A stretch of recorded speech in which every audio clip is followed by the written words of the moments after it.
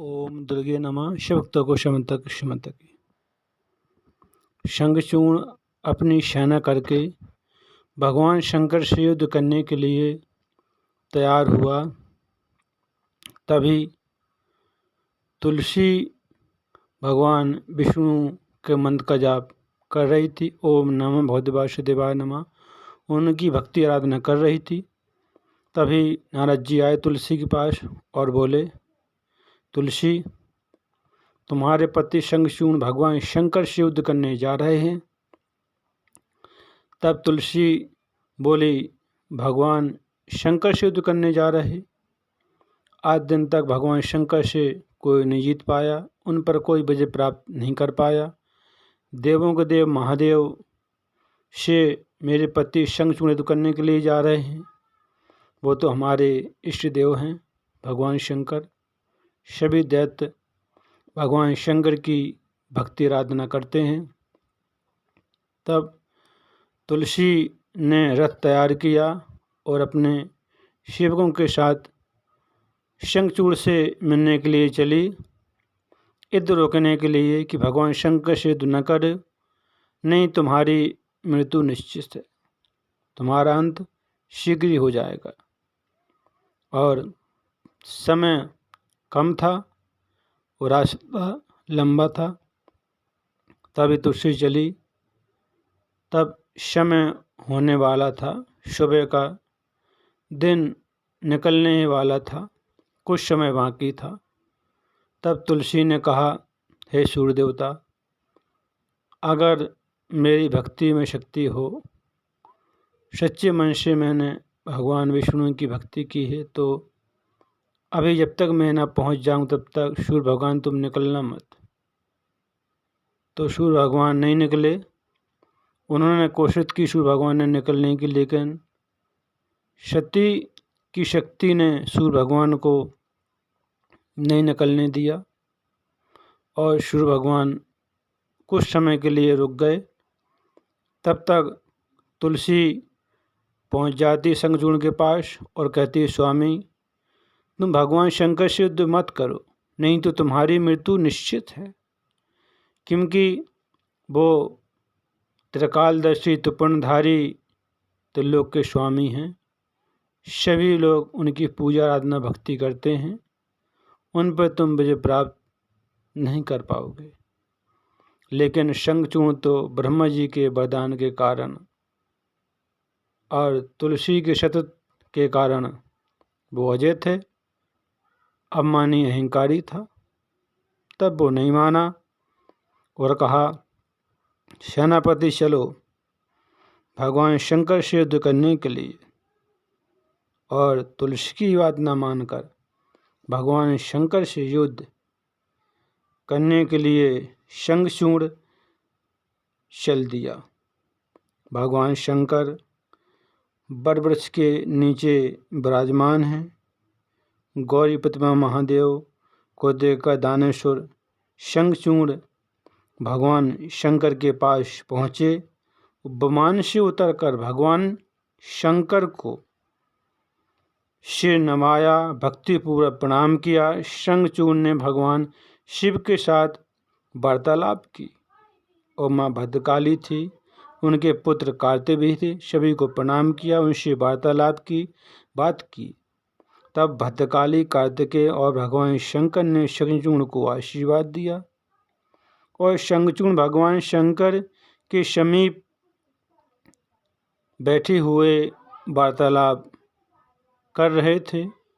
तब प्रसन्न होकर भगवान शंकर शंखचूर्ण से कहने लगे, भगवान शंकर महादेव बोले, संपूर्ण जगत की रचना करने वाले ब्रह्मा जी धर्म के पिता हैं और धर्म के पुत्र मारीची हैं और मारीची के पुत्र कश्यप हैं।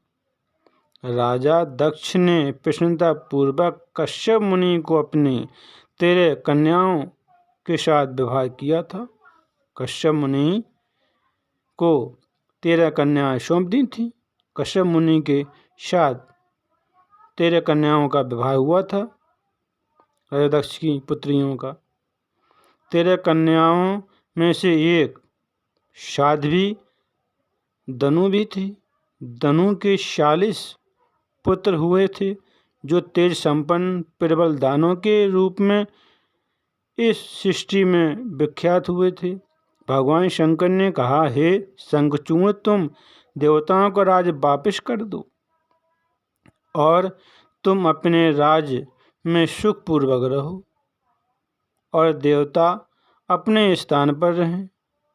दानों और देवताओं का युद्ध नहीं होना चाहिए, क्योंकि सभी तो मुनि कश्यप के ही वंशज हैं, उन्हीं की संतान हैं, कश्यप मुनि के, देवता हो या दानव।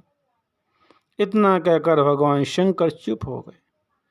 तब शंखचूड़ मंत्रियों के साथ शीघ्र ही उठकर खड़ा हुआ और भगवान शंकर को प्रणाम करके युद्ध के लिए तैयार हो गया। उसी समय महादेव जी ने भगवान शंकर ने अपने सेना और देवताओं को तुरंत युद्ध के लिए आज्ञा दे दी। सूर्य देवता का विप्रचित्र के साथ युद्ध होने लगा और दम्म के साथ चंद्रमा के युद्ध होने लगा और कलशवर के साथ काल का, गोकर्ण के साथ अग्निदेव का, कालके के साथ कुबेर का, मय के साथ विश्वकर्मा का युद्ध होने लगा।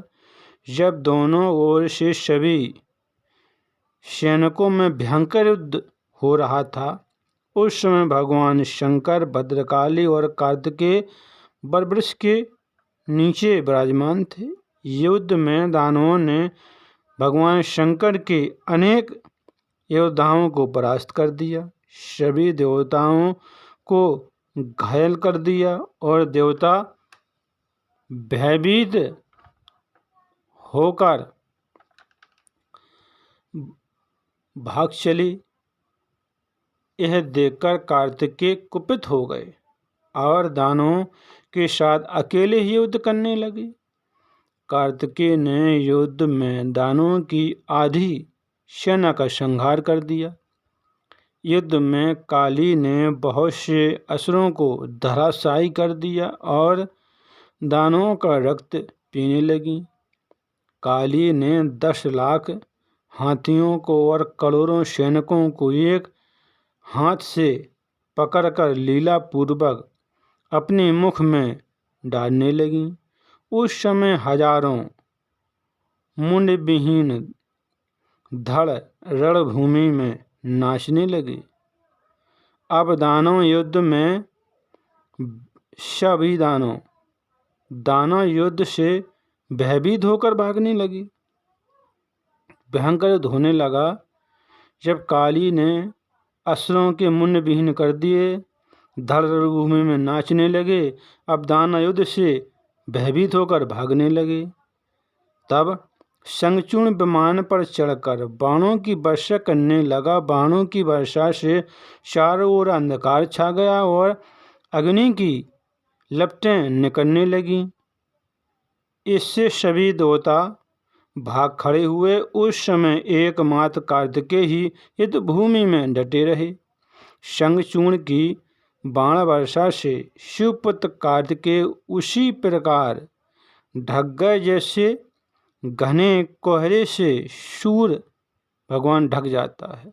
शंखचूड़ ने कार्तिकेय का धनुष काट दिया और शंखचूड़ ने शक्ति का प्रहार किया तो क्षण भर के लिए कार्तिकेय मूर्छित हो गए और फिर थोड़ी ही देर में सचेत हो गए और फिर शंखचूड़ और कार्तिकेय में भयंकर युद्ध होने लगा। तब शंखचूड़ ने भगवान विष्णु की शक्ति कार्तिक पर चला दी और कार्तिकेय मूर्छित होकर पृथ्वी पर फिर गिर पड़े।